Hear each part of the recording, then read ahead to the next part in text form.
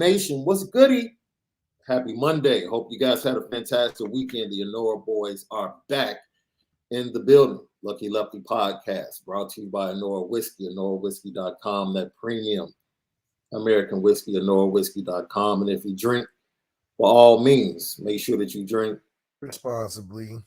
We will hear from Marcus Freeman, head coach of Notre Dame, on his thoughts about the defensive line, Isaiah Foskey, the need for urgency, and also his quarterback and the confidence he wants him to play with. That coming up shortly. As always, the Players Lounge each and every Monday. This Monday, we're going to have one of the big boys, one of them former Notre Dame big boys joining us at the top of the hour. And then, I'm going to ask Lef a few questions about quarterback play. Because there's certain things I don't understand. How important is it to make sure that the play calls are tailor-made to the skill set of the quarterback? How important is it for the play calling in the game plan to be tailor-made and tailor-fit to the skill set of the quarterback? We'll get into it. Notre Dame gets the victory leap. We didn't have a chance to do the post-game show. Just couldn't, timing-wise, couldn't do it on Saturday, but we're here now to do our recap. 44-21, Notre Dame is able to seal the win against UNLV. This team, the Running Rebs, has scored 14 points total coming into this game. Notre Dame gives up 21 points. Drew Pine is 14 for 28 on the day for 205 yards, 2 touchdowns, 1 interception. That's a QBR 35.8, 7.3 average per pass or per completion. Your overall thoughts on the quarterback play and the overall play from the Fighting Irish on Saturday? Well, I had to catch the recap because, I didn't believe that this was a game worth buying Peacock over. So, catching some highlights, you got to see a lot of what we knew we could do. We knew playing a team that's, way below the standard of competition of what we usually go against, we would have a lot of success and a lot of guys will pop out and make plays. I liked what I saw from the highlights. Got to see the ball fly down the field. Got to see some great runs. A lot of arm tackles we broke. Just the standard stuff when you got a really good team versus a team that is just so excited to play at Notre Dame. So let's dig deep into it. You want to talk Drew Pine first, or shall we get to Marcus Freeman and what he had to say?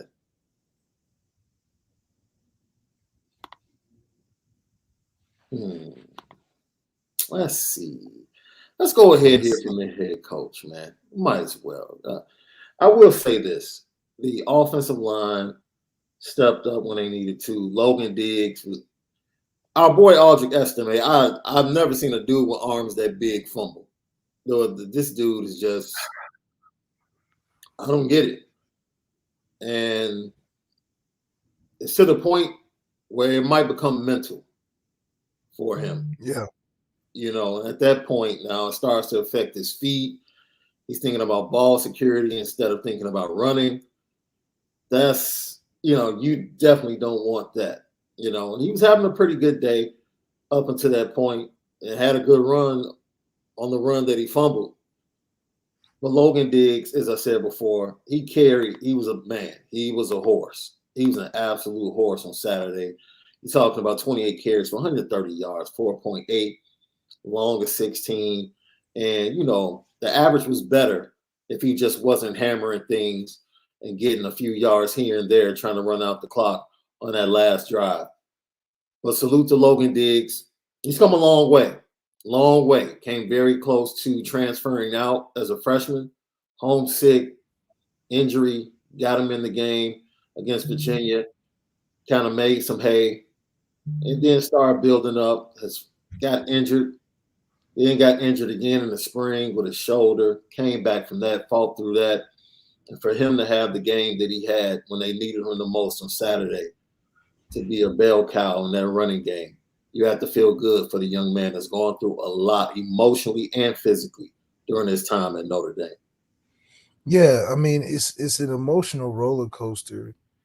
Just being in that position where you're like you want to do so well for the team and you have so many setbacks that you can or cannot control.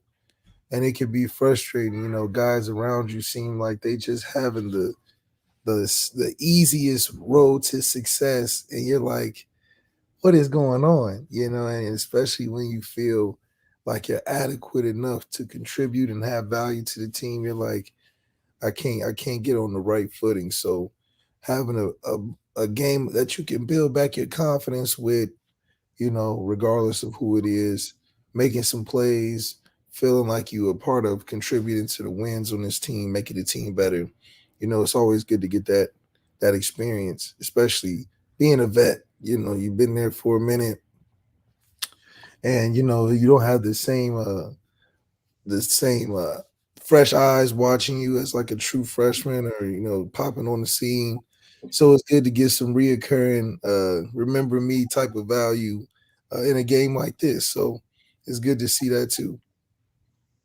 Marcus Freeman, with his thoughts on the game. Listen, it wasn't perfect. We know that. That's the reality of football. It's never perfect. There's a lot of things that you're going to look and want to correct, but overall, they played a really good game, and to be able to, on all three phases, there's work to do on all three phases, but there was really big highs today on all three phases, and that's what's good to see. From special teams to offense to defense, they all played at points really, really well, and they all played at points not so well, that we have to improve. But that's the reality of football. Like, that's where we are as a team, and we have to continue to get better. Right? You're talking about the ebbs and flow of a season to get us to this point. Well, you see it in a game. You see it within series, and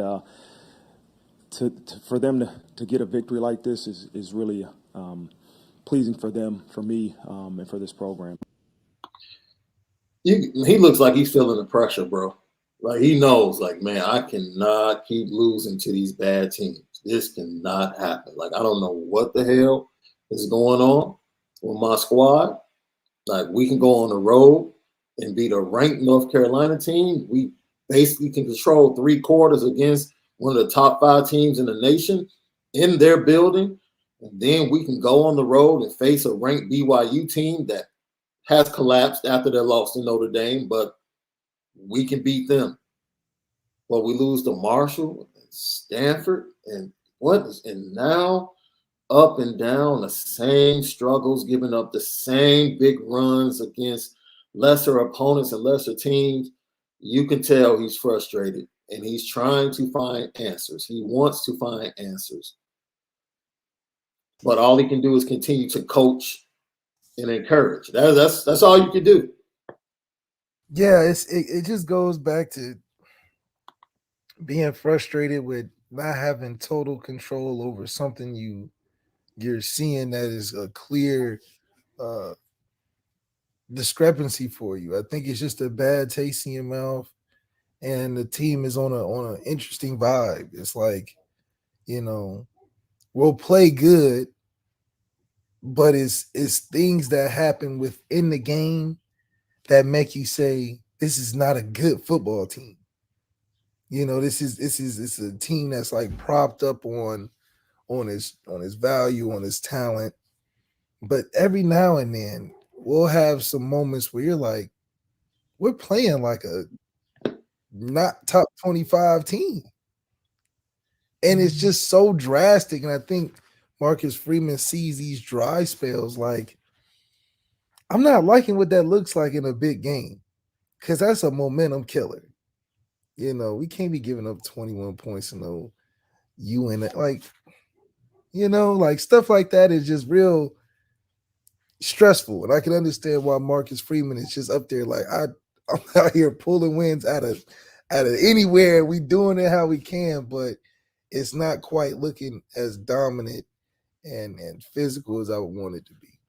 It was funny because we were told by Marcus Freeman that one of the pieces of advice he got from Al Golden was the structure early on of fall camp, not to wear your guys out and work full field to start off. Let's start off working red zone so our guys won't have to run so much. But then what did that lead to later in camp? Guys weren't in shape. Guys were throwing up, passing out, couldn't make it through a full practice later in camp. And as much as they worked on red zone early on in camp, they have the second to last worst red zone touchdown defense. Worse. They give up the second to last most touchdowns in the red zone when teams get into the red zone. That's not good. But you worked exclusively on red zone at the beginning of fall camp. And then red zone offense, don't even talk to me about it. Like, because we started running stuff and they did much better against UNLV, especially earlier. They had a 3rd and 2 that ended up in a field goal that they kicked way too many field goals in the first half. If I'm not mistaken, it was either 6, bro. How many possessions when you guys played Navy? How many possessions would you guys have in a game? 4.5, probably 8 total. 4. I'm talking about for a game. Think about how many possessions you got for a game against Navy. Maybe probably 5.5. 10 max, right? Yeah. Like around, you really not getting maybe that many. Bro, they had 6 possessions inside UNLV territory in the first quarter. 6. They should have hit 40 in the first quarter. They had 6 possessions inside of UNLV territory in the first quarter, not first half. First quarter. So people keep saying, like, it's a win. Where's the disappointment? That's the disappointment. Because no matter what the score is, the efficiency has not gotten better. It hasn't gotten better. So as much as we love what Logan Diggs did, as much as we saw Michael Mayer, shout out to him for tying Ken McAfee and most touchdowns by a tight end. He had broken the record, but he couldn't hold on to the ball. That's not on Drew Pine. That's on him. Once again, back-to-back weeks, a drop by Michael Mayer. One in the end zone, one on 3rd down on that crucial last drive against Stanford. Can't have it. We're not expecting perfection, but in the red zone and in clutch moments, you got to make those plays. You have to make those plays.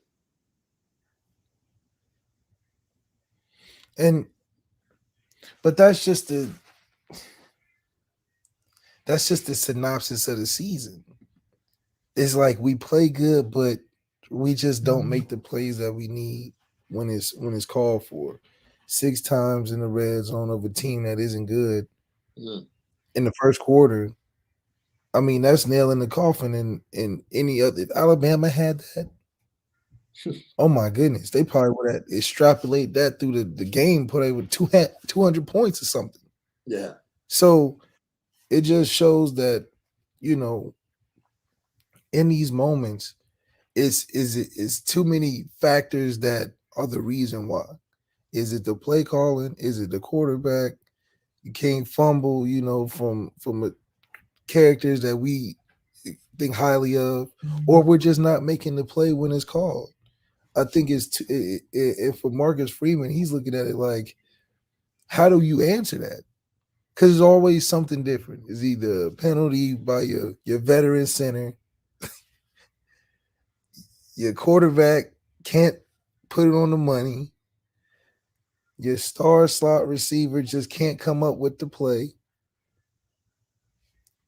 You give it to a young emerging guy, can't get the 4th and 2. Your big running back, you can get 4 yards with every time, fumbles. It's like what's going on? It's like what's going on? So I think it's just one of those things you got to ride out. I remember in 2016, 16 when we're just losing games and everybody's looking like, what is.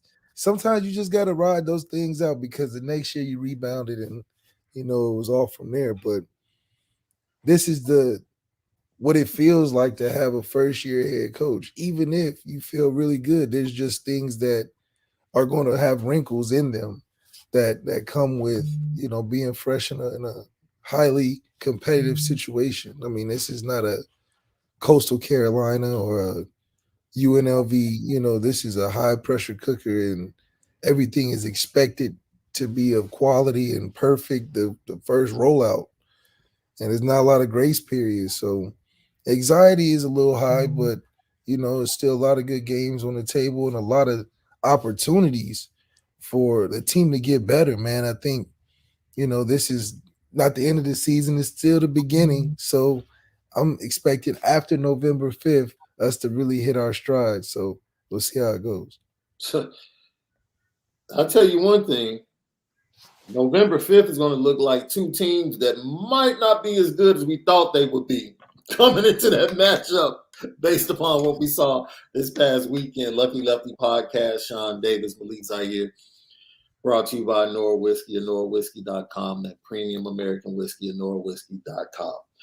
A bit of history with Michael Mayer and another piece of history as Isaiah Foskey blocked 2 punts in the first half against UNLV. Crazy. Fantastic day. Urgency was the key to this young man. Marcus Freeman talked about that. But not only did he have 2 blocked punts, he had 3 sacks on the day and played like the guy that we thought that he was going to play like. And moving forward, this is the thing, right? He still has time because he still has 3 big matchups starting this weekend.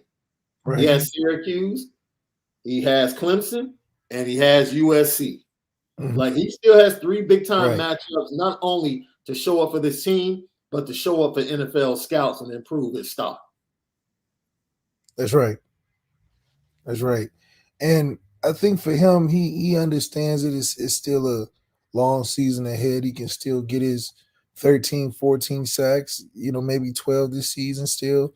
And the good thing about Notre Dame is that even though we may not play for a conference championship, mm-hmm. and we are expected to play for a championship every year, our schedule is still very championship worthy to where you're going to have games where scouts are going to come where it's going to count as big as a championship game or a playoff game. We're playing the same teams just in the regular season.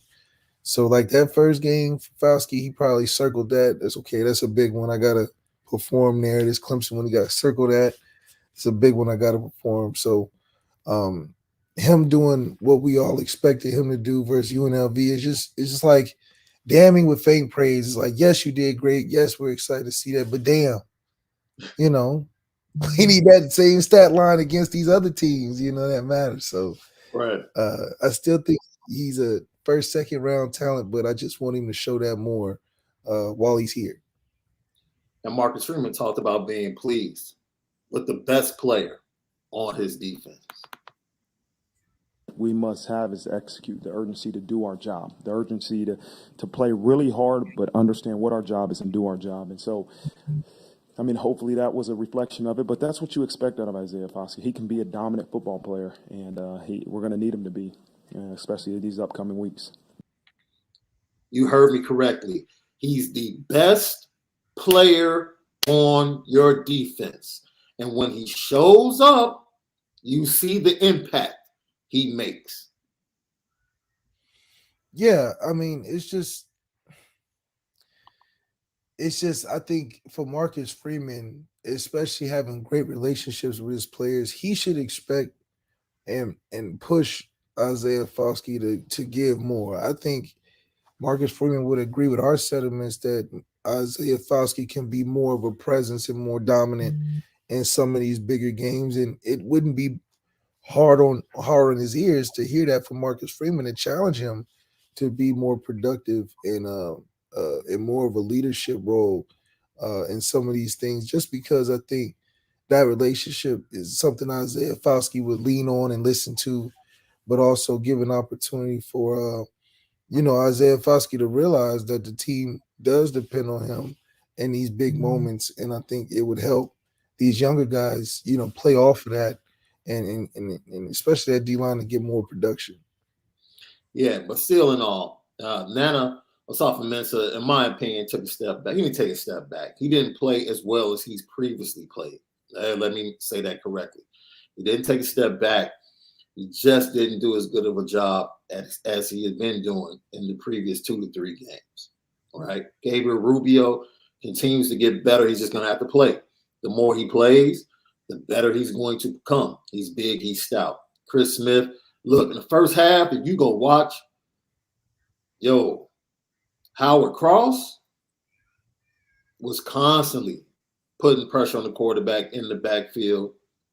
And the combination of him and Jacob Lacey was just a really good combination. And you just hate to see, Jacob just at a standpoint where he's thinking about transferring and trying to get him back. Who knows how it turns out, but you don't like losing a player. But what's being shown is the amount of depth. Right. Specifically on the interior of that defensive line.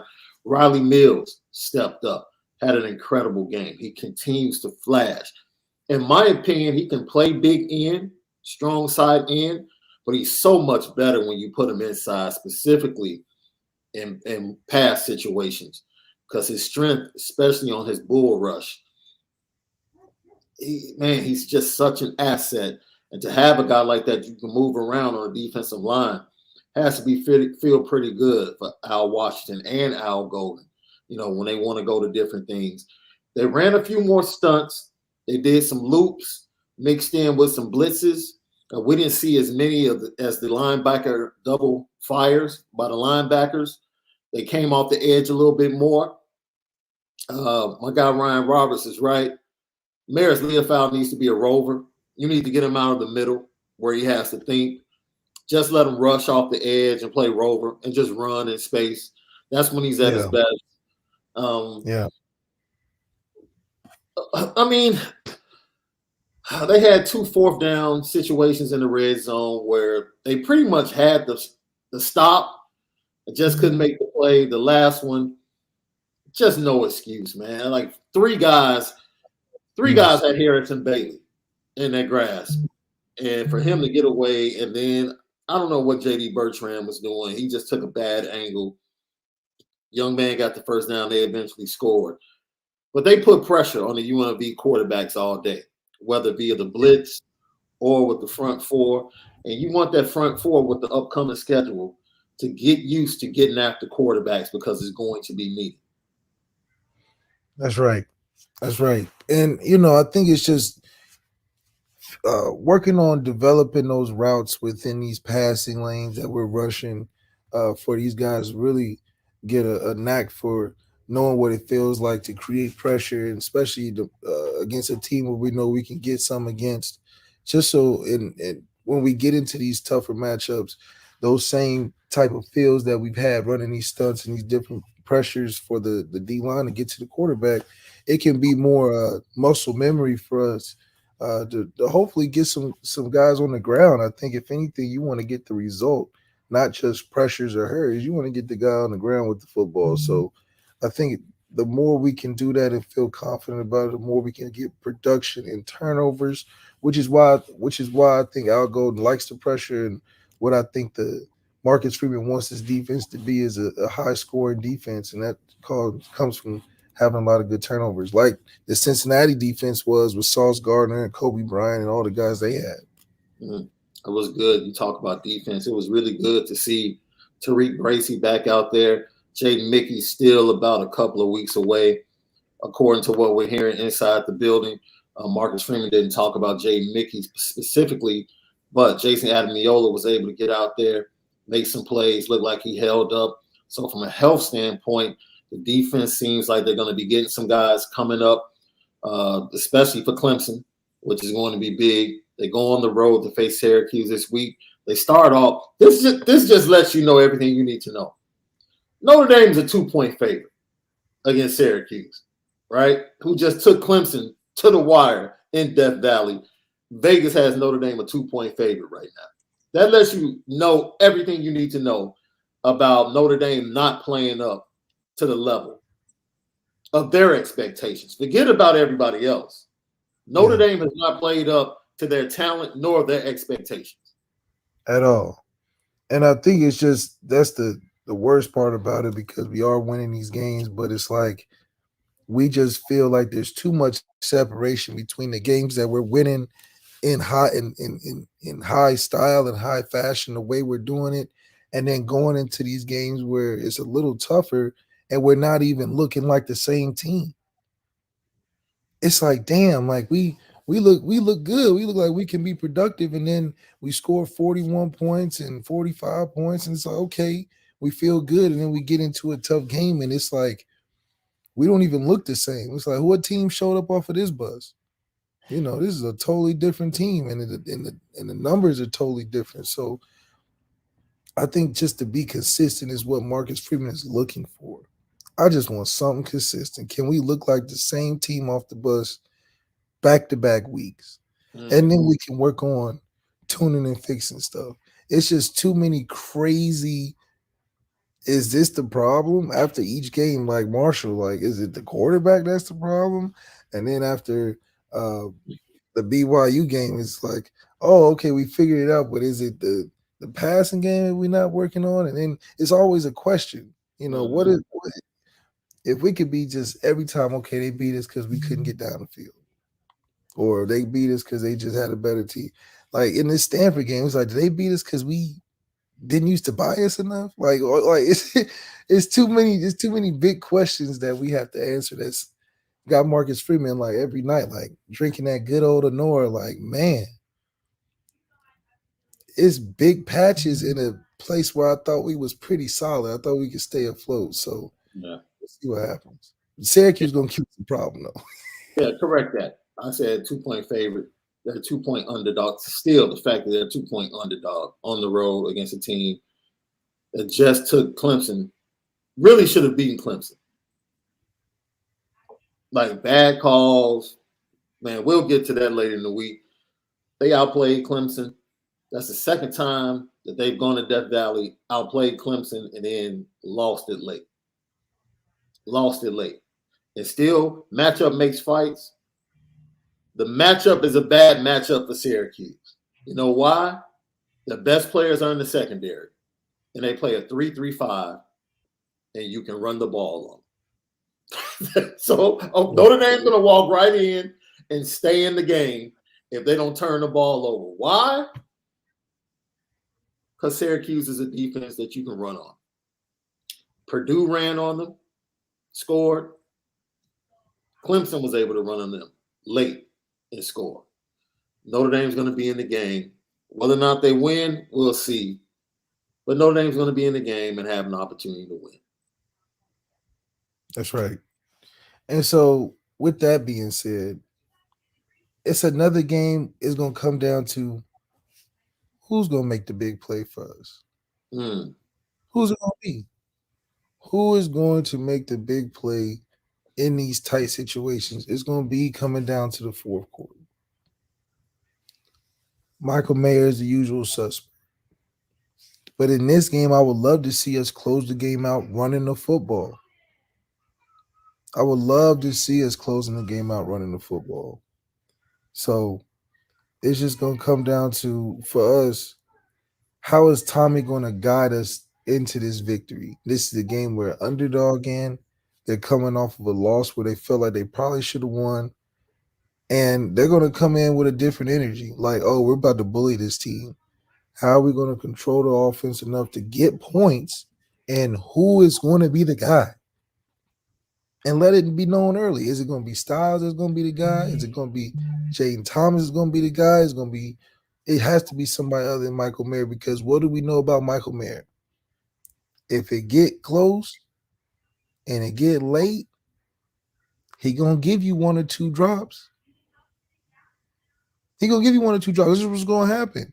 So we need somebody else to really put their best foot forward and give us something that we can really work with. But we cannot go in there doing what the defense does best, which is stop the pass.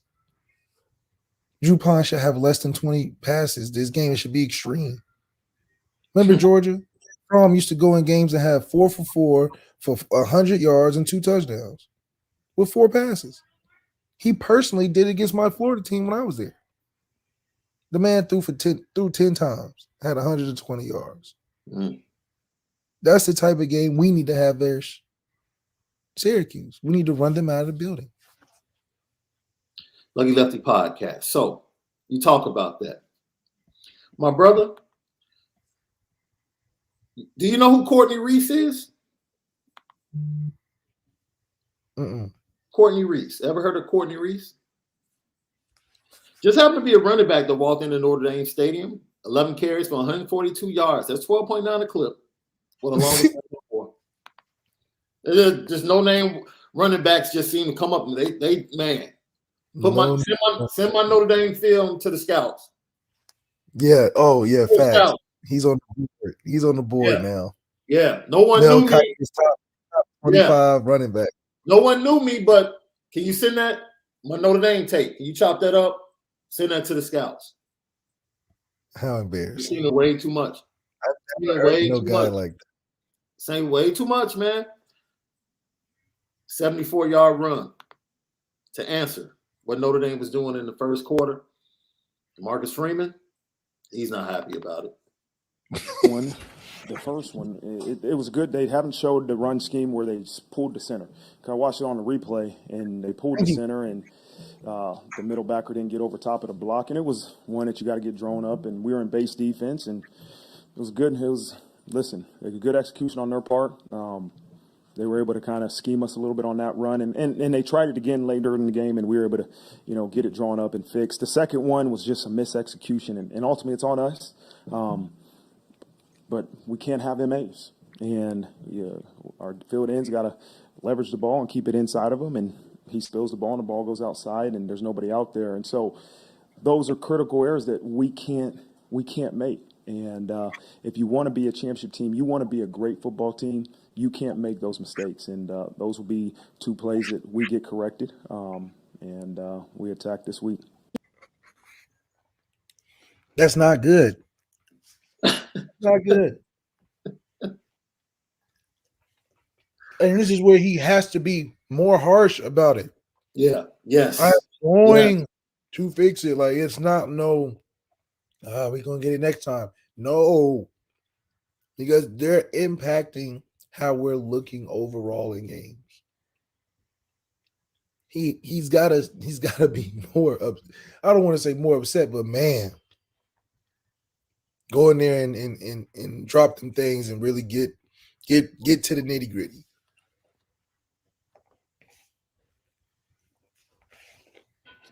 Look, man. He didn't want to say his name. Middle linebacker didn't get over the top. Man, you can say his name, man. We don't have to protect him. You can say his name. And I took flack from some fans for tweeting out what I felt about his play, not just in this game, but just overall, what we've seen this year. It's not good. It's not good.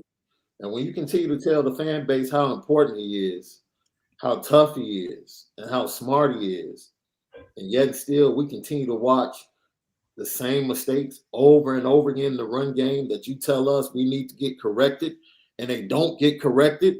But then you guys, you want to talk about trust with 15, and everybody is up in arms because he didn't line up on the right side in the formation. And so you want to make sure everybody knows that. So it goes to your narrative that he can't be trusted. But the fan base has to continue to watch middle linebackers not properly scrape over the top on big run after big run, week after week. Getting motioned out wide, one-on-one on an island. Now, only teams that know, oh, this is a weak link, do that kind of stuff. How are we protecting that? Teams are really like, Teams are really like, listen, we're going to take this guy, and he can't cover our best player. So let's create a play to where we get a one guy on one side against our guy and put everybody else on one side and run one-on-one.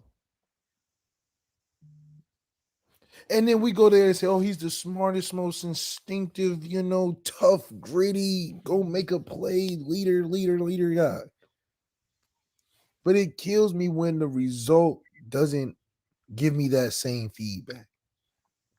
And these are the ways you progress in a program by saying, hey, yeah, I love my guy, but he's going to have to sit down because he ain't putting up what we need to do. The team will respect that. You'll get a better result and response from the team. And you could move forward and lose less mistakes, because now I can go into the press conference after making that decision. We win the game and play better. And then they ask me about it. I'm like, well, he's a great leader. He did a great job teaching the young guys and getting them ready. And he's contributing this. And that's a way better conversation than saying, he's Old Faithful. So we can't really say too much. He's going to be Old Faithful. He in there. He's smart. Don't look, them tackles he missed, look, he's smart. But I know he blew the open field tackle. I know he ran past the QB for the sack, but he's smart. Straight A's. But listen, being smart don't always mean you making the right play on the football field. Lucky Lefty podcast. Dude, look, at this point, that be killing me. He's smart. At this point, it's just I'm done. I really don't want to talk about it anymore. It's become a sad narrative. I'm all for coaches protecting players, sticking up for their players.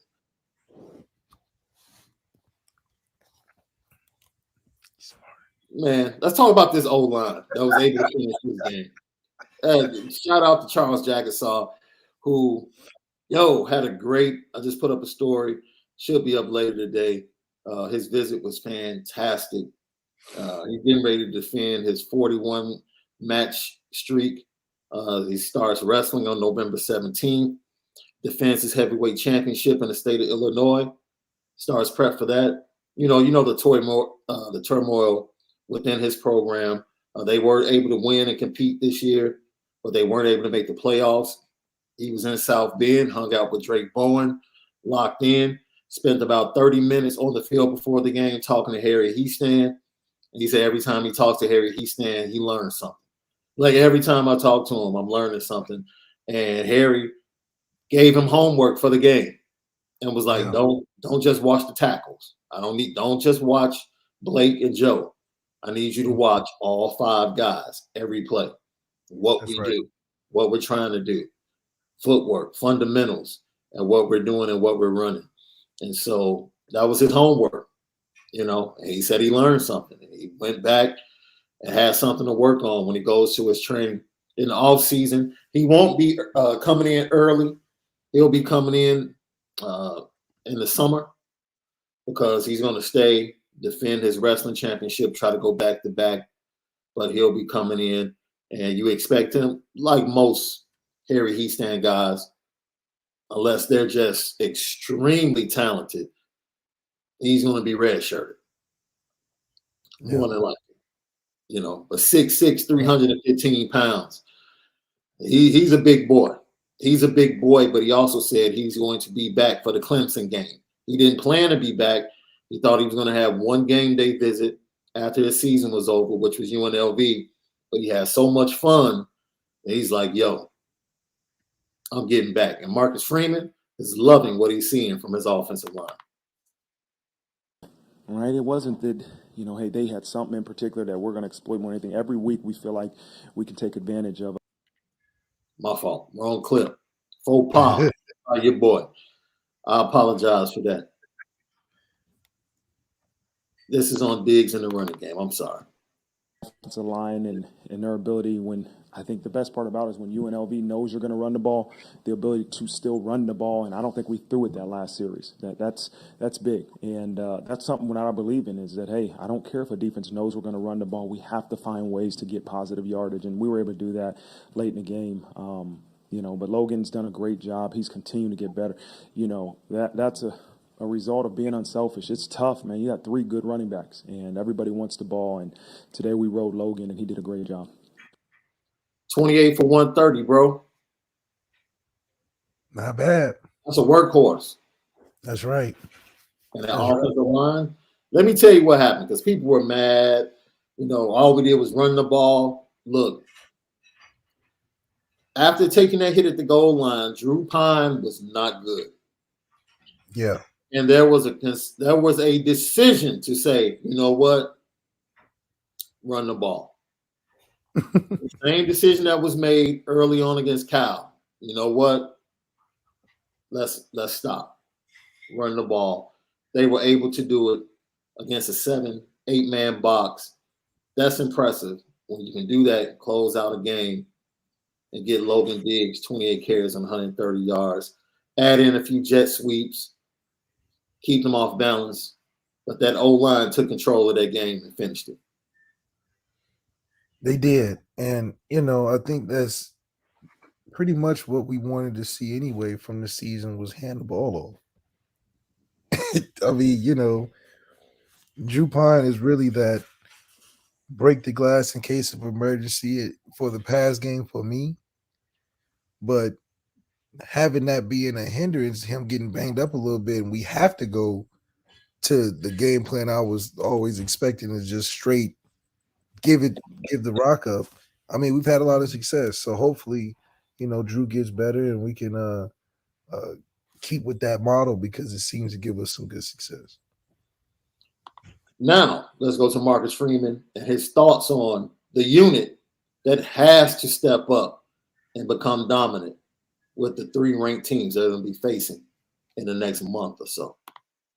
Right? It wasn't that, hey, they had something in particular that we're going to exploit more than anything. Every week we feel like we can take advantage of a punt team, and Coach Mason does a great job of executing the game plan, and today we were able to get 2. And those are game changers. Those are momentum shifts, and to be able to capitalize off and get points, I don't think both times you got a touchdown, but to get points, it's huge. It's huge. And last week we didn't, right? And that's part of making sure that we're able to execute, and those are huge.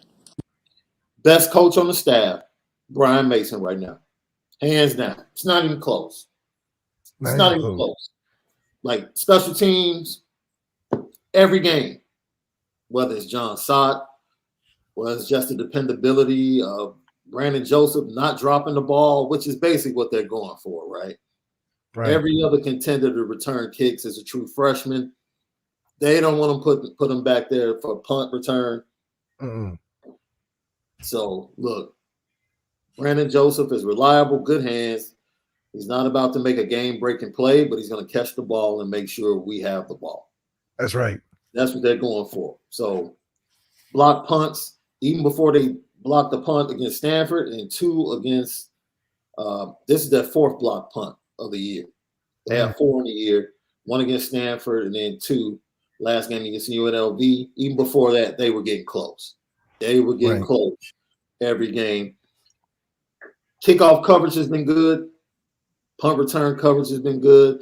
I think they gave up a big return in the punt game against BYU, if I'm not mistaken. But other than that, the most solid group pretty much has been special teams. That's right. And, I'm excited to see the special teams develop, like based off of what we've been seeing from last year, and to be a threat, be a phase where it's a threat, where y'all got to defend that aspect pretty well too, but we can run some back on you, you know what I mean? So I think it's good to see that develop and have consistency where we can lean on also a late game field position, put Clemson and these rest of these top teams, USC, give them 99-yard field to work with. I think that'll be to our advantage, especially with all the type of looks defensively we get. So moving forward, Drew Pine is probably going to be asked to what we've asked from him each and every week. 220, 2 touchdowns. Don't turn the ball over. You do that, we can win football games with you. That's right. That was our belief. This is the thing. When you look at his stats on pure dropbacks versus his stats play action,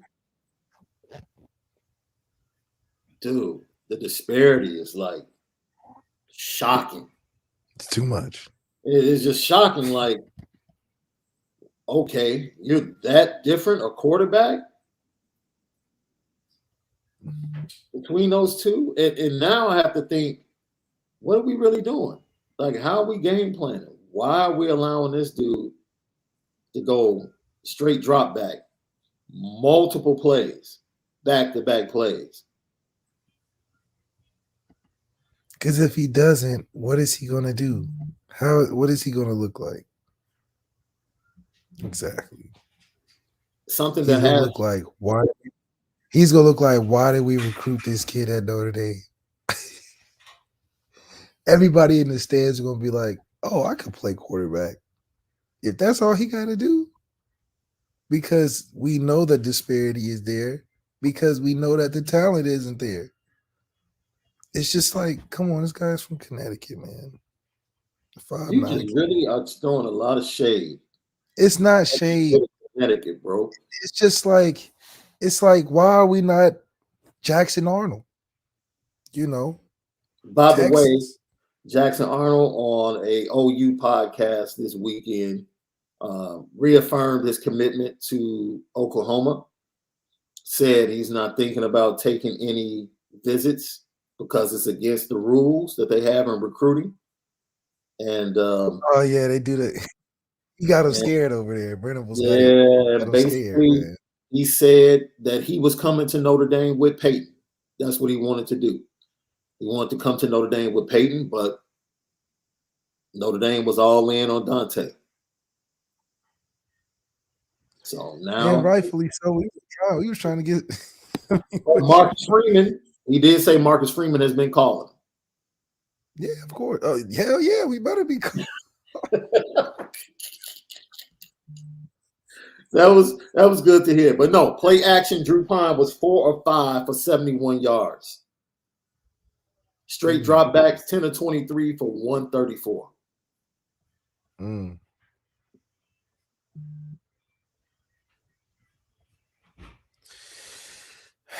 I don't know. So now moving forward, like I don't know how you scheme. I know one thing.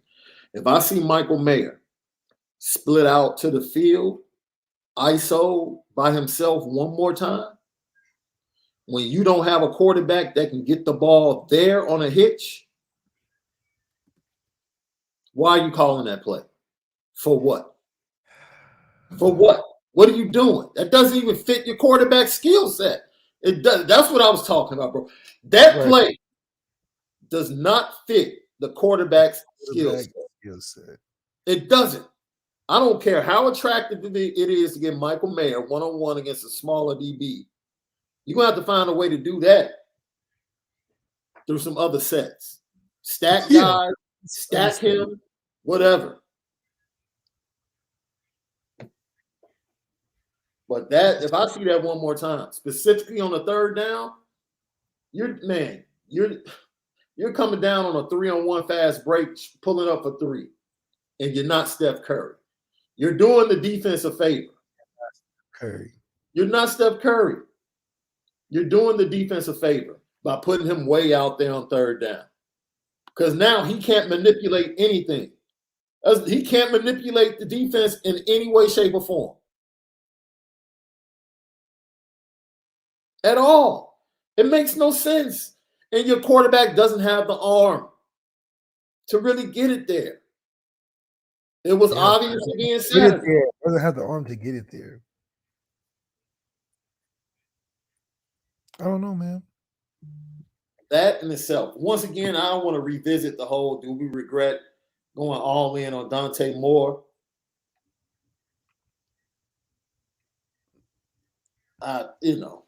No, because if we got him, we wouldn't be having a conversation. We wouldn't. But there's a reason we didn't get him. The same reason we haven't been able to get any top quarterback.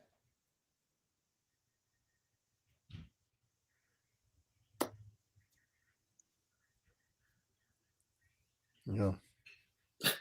Pretty much. So moving forward against Syracuse, they play a 3-3-5. Their strength, even though they had a couple of injuries, more than likely they'll be without at least one of their top two defensive backs. They struggled to stop and run against Clemson. Clemson basically ran the ball with a true freshman quarterback in the second half when you knew they were going to run the ball, and they still ran the ball. And I still think Notre Dame's offensive line is better than Clemson's. So this goes back to what you said. There is no reason for Drew Pine to throw the ball 20 times. No. For what? For what? Unless you're just trying to show off, something that, you done schemed up. Other than that, what are we trying to prove? Win the game. I think we should coach to win the game. Yeah. David Jones has a question for you. Thanks, David, for tapping in. Malik, other than walking around campus carrying the football, what does Aldrich need to do to hang on to the ball better? It's just a mentality, man. Sometimes you can't prevent it when you get the helmet on the football, or like when the dude I saw this weekend at Dallas, the guy kicked it out because his guy got tossed and his kid. So it's like sometimes it's unfortunate, Yeah. but it's more of a mentality. I don't think he's going to have a reoccurring issue with it, but it's just like, Audrey, come on, he's better than that. Because if he fumbled, yeah, he knows. He tweeted last year, he trying to go for the Heisman, so I don't think he's looking on fumbling too many times soon. Logan's stepping up, and I think Audrey's going to step up.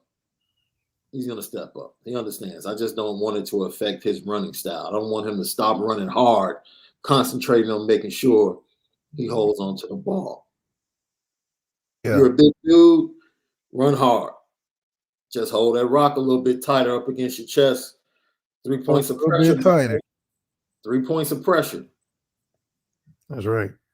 Let's get to some of these comments, and then we'll talk about the weekend on the way out.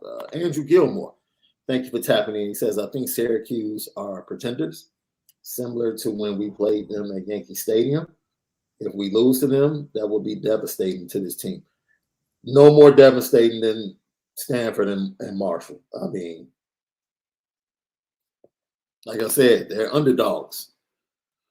And I fully expect them to play well because that's what Notre Dame does, plays up to their competition.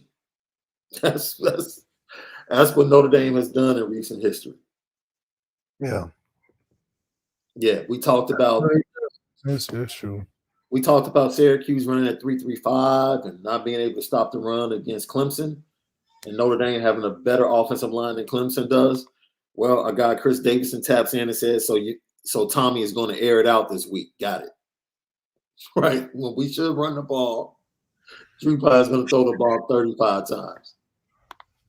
Hopefully Tommy put his mind into it, man, and really coach to what the defense is giving them, Yeah. I got Garland Doxy. Why isn't 15 getting jump balls in the red zone? Throw that ish up to him and let him work.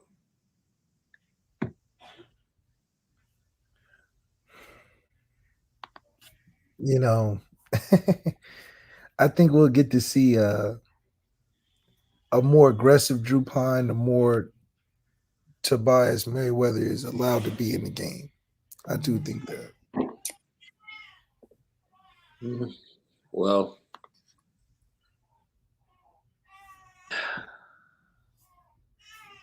bro, I think Drew Pine wants him in the game.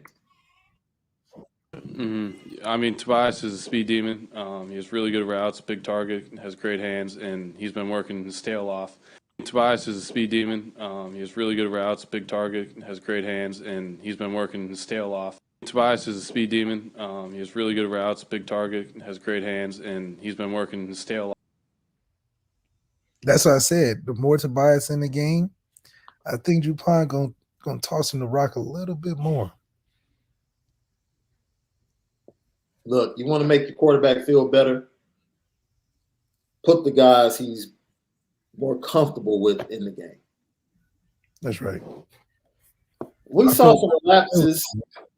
I do think we're seeing some lapses in concentration from the wide receiver. I think this wide receiver core is frustrated for multiple reasons. I think they've been open for a lot of these games, and the ball seems to always go in one direction, or the quarterback always looks in one direction.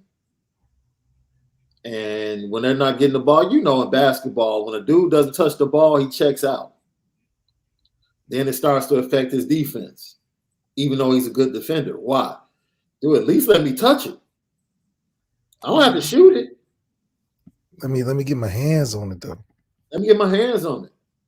And Lorenzo Styles has been frustrated. He's been frustrated, flat out. I'm going to say it. He's been frustrated. Just like when Tyler Buckner was quarterback and Michael Mayer was frustrated.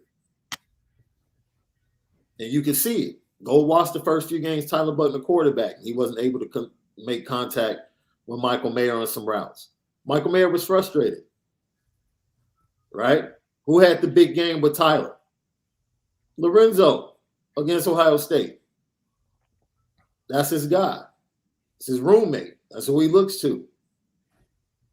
So it's quarterback relationships with guys and who they look to more, who they depend on. But man,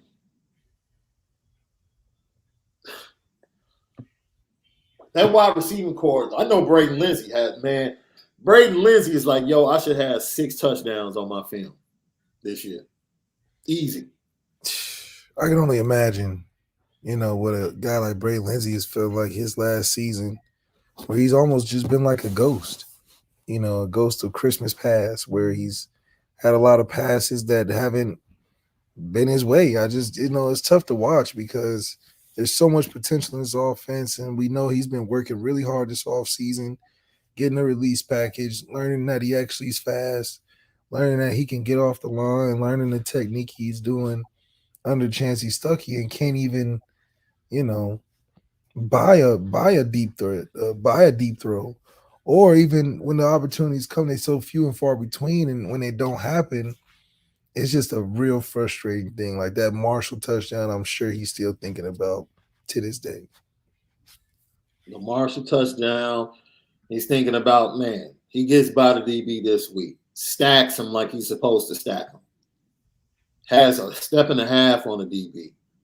Dupont threw the ball out of the end zone, bro. He threw it out of the end zone.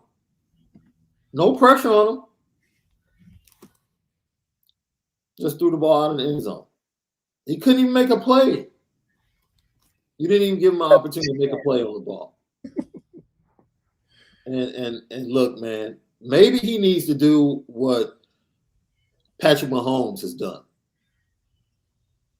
Right? Because the connection, Juju had 5 catches for 113 and a touchdown yesterday against the Niners. They asked him after the game, like, why is your game getting better? He said, because Pat's been playing Call of Duty with us. And our connection has gotten better. Our communication has gotten better. Maybe they need to play Call of Duty with Drew Pine. What does the guy like to do? Find something that I like to do. I don't know. On the NBC broadcast, they made a point to talk about how when he first got to campus, nobody wanted to hang with him. So the offensive lineman took him in. I'm like, man, come on. What? Really? Nobody wanted to hang with him. The guy we recruited in the class to lead us to a championship, nobody wanted to hang with him.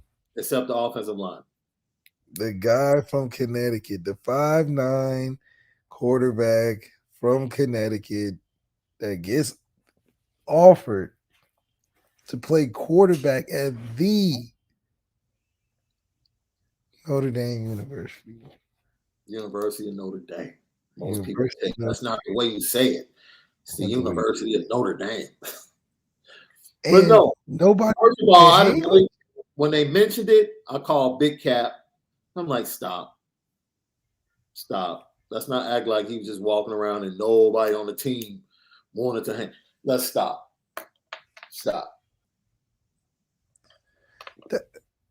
but like, come on." That's like a vibe thing. The coach got to be like, okay, does he fit well with the team? Is the team like? Because how does a story like that about your quarterback even get out? You know, I can understand if they didn't like him, and he was just super like arrogant or whatever. But he was a baller, so it was like, okay, well, you know, he just who he is because he just whatever. But how is it? I don't know. We really got a kid that loved Notre Dame from birth, and we made his dream come true, bro. It wasn't a recruiting thing. So what we are seeing from what we've discussed is that forming a game plan should be heavy play action for Drew Pine. Yeah. Right? And it also should be hash to hash. Because anything outside the hash, unless he's rolling out in that direction, Yep. it's a no-go. No go. Right? Seam route, okay. That's okay. Because we've seen him overthrow a couple of seams in breaking routes to the middle. Play action, quick little seam, boom. He's good. He's good. Right? Post routes. He's good. So literally, with this 3-3-5, this is the danger. The 3-3-5 welcomes you to throw the ball to the outside. Mm-hmm. Well, look, 3-line, quick passes to the outside, you can make hay. Right? Deep passes, you might have to wait, go play action, catch them bringing an extra safety down into the box, getting nosy. But yes, can we get some quick screens today? Can we get some quick screens? Not to Jaden Thomas. Can we get quick screens to players that actually have the ability to make you miss? How about a quick screen to Chris Tyree? How about one to Braden Lindsay? How about one to Lorenzo Styles? So you asking for too much. But what we've seen is Michael Mayer and Jaden Thomas with quick screens. Jay Clampett Investments. Real question. What logic can you defend Tommy and justify keeping him next year?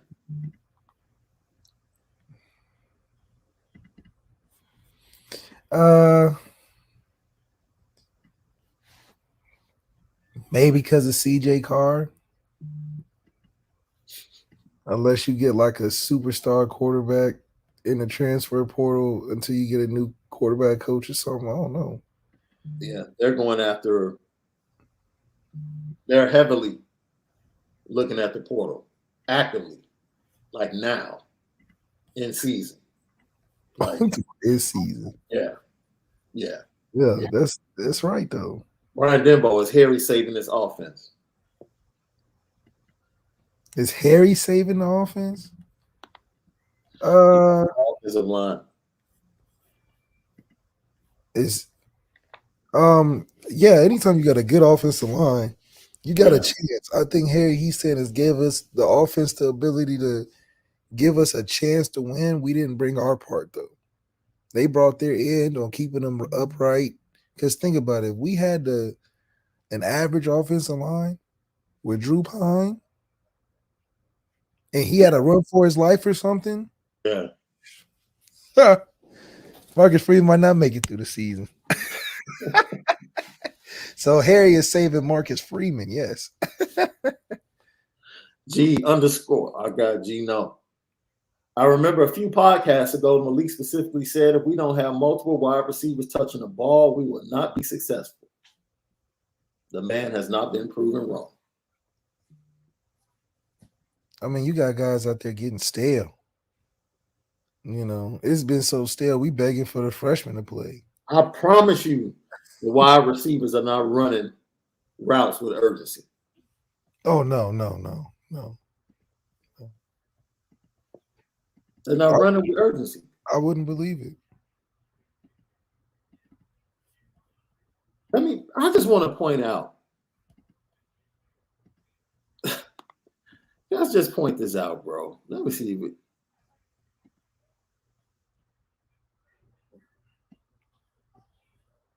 I think we said this.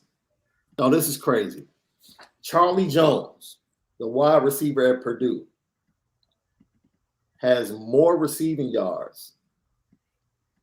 Once again, he is a transfer from Iowa who made a fantastic decision to transfer because his look in the league is going to be so much better.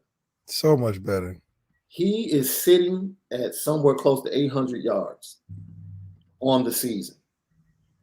Bro, he has more receiving yards than the entire wide receiver core for Notre Dame. Let that sink in. A receiver from Purdue has more receiving yards than the entire receiving core for Notre Dame. You know what time it is. You don't even have to hold on. That was it right there. Petticoat. That's the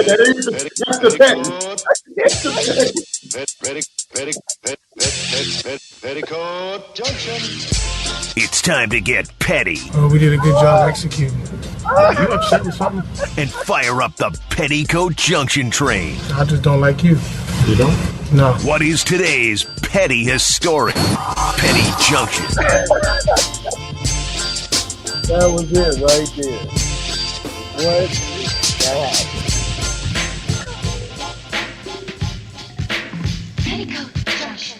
Petty Johnson, Petty Story today brought to you by Nora Whisky, NoraWhisky.com, that premium American whiskey at NoraWhisky.com.